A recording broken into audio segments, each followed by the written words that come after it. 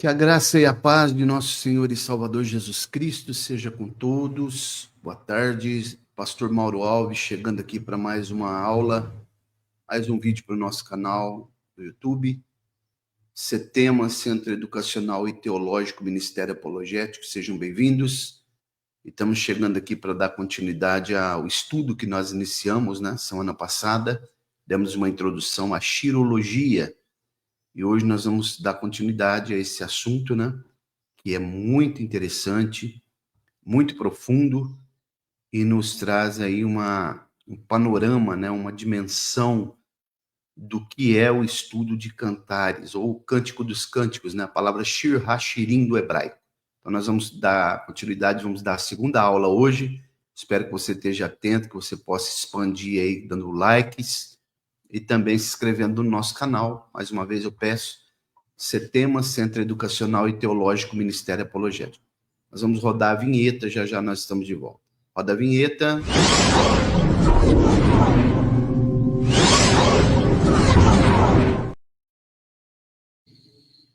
Muito bem, estamos de volta aqui. Quero mandar um abraço para todos os irmãos que sempre estão nos prestigiando, sempre estão participando aí, que estão acessando o nosso canal lá no YouTube. Deus abençoe.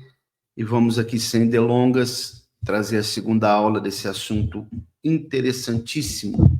Nós já demos um panorama aqui, explicamos como que acontece o cenário, todo o cenário, o pano de fundo histórico desse livro, por ocasião de Salomão e a Sulamita, que é um nome próprio, Sulamita não é sunamita, que é alguém, sunamita é alguém que vem de Sunem. Sulamita é um nome próprio, significa aquela que é pacífica, que recebe a paz, que é, na verdade, o feminino de Salomão, Shalomon, que vem do vocábulo hebraico Shalom, paz. Salomão significa pacífico, aquele que recebe a paz. Sulamita, aquela que é pacífica, aquela que possui a paz. Então, bem interessante, eu quero ler aqui com vocês. Se você tem um exemplar da Bíblia, pode acompanhar comigo aí no livro de Cantares, o Cântico dos Cânticos, capítulo 1, vamos ler do verso 1 até o verso 4, diz assim: Cântico dos Cânticos, que é de Salomão. Beija-me com os beijos da sua boca, porque melhor é o seu amor do que o vinho. Para cheirar, são bons os teus ungüentos, como unguento derramado é o teu nome. Por isso as virgens te amam. Leva-me, tu correremos após ti. O rei me introduziu nas suas recâmaras. Então tá aí o assunto que eu quero falar, na aula 2, as recâmaras.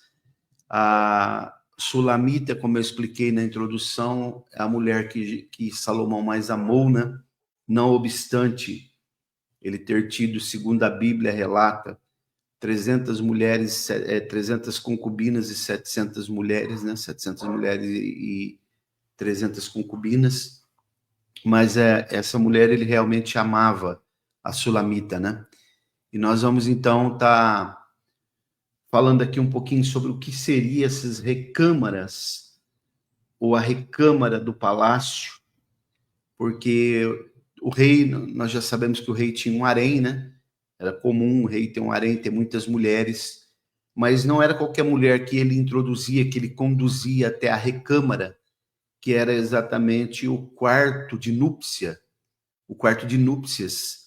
que a Bíblia ela vai chamar aqui de jardim, vai chamar de jardim fechado, lugar fechado, lugar secreto, jardim fechado. Então é muito interessante isso daqui. Leva-me, verso 4, tu correremos após ti. O rei me introduziu nas suas recâmaras. O palácio do rei, ele era composto de 3, assim como o tabernáculo lá de Moisés no Antigo Testamento, que tinha 3 compartimentos. O palácio, ele também tinha 3 compartimentos. Ele tinha a câmara, que era a parte onde ficava as armas do rei, As armas do rei ficava na frente.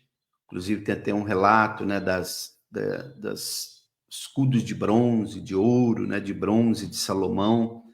Depois ficava a câmara, que era onde estava o trono do rei, onde ele fazia suas reuniões, onde se assentava no trono para governar.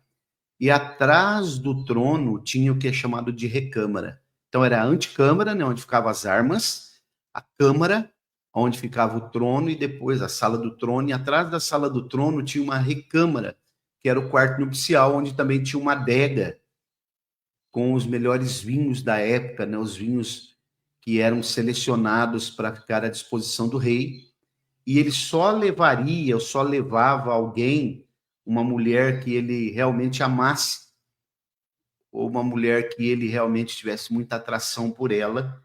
É exatamente o que ele fez com a Sulamita.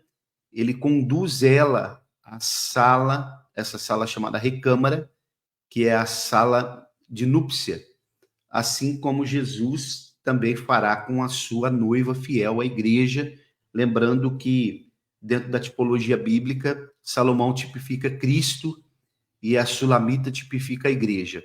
Então observem que no verso 4 ele diz que ela diz que ele introduziu ela às suas recâmaras, a sua recâmara. No verso ele ainda diz assim: em ti nós regozijaremos, verso 4, e nos alegraremos do teu amor. Nos lembraremos mais do que o vinho, os retos te amam. Observe que não é apenas uma palavra direcionada a Salomão, mas transcende o Salomão, né? Está falando de alguém mais, que é o próprio Jesus. O verso 5, ela diz: eu sou morena e agradável, ó filhas de Jerusalém, como as tendas de Quedar, como as cortinas de Salomão. Depois ainda vou falar em outras aulas o que seriam essas cortinas, né? Aí o verso 6, não olheis para o eu ser morena, porque o sol resplandeceu sobre mim. Isso aqui é outro ponto bem interessante. Os filhos da minha mãe se indignaram contra mim e me puseram por guarda de vinhas. A vinha que me pertence não guardei. Então ela é queimada pelo sol da justiça, porque o sol da justiça aqui tipifica Jesus e ela é a igreja. Então a igreja é morena, queimada pelo sol da justiça. E esse ponto que eu quero chamar a atenção aqui, que diz no verso 6, os filhos de minha mãe, se indignaram contra mim e me puseram por guarda de vinhas. A vinha que me pertence não guardei. Diz a história, né, o pano de fundo histórico, que ela tinha uma vinha também, a Sulamita. Mas por ocasião dos irmãos, os próprios irmãos delas terem forçado ela a ir trabalhar em outras vinhas para poder levar o sustento para dentro de casa, ela se tornou uma espécie de provedora de casa.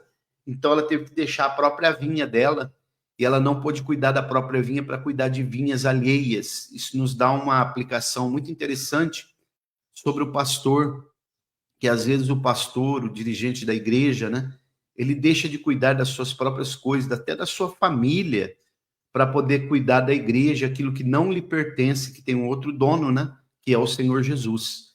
Então, muito interessante que às vezes o pastor tem que deixar sua própria família para cuidar da família dos outros.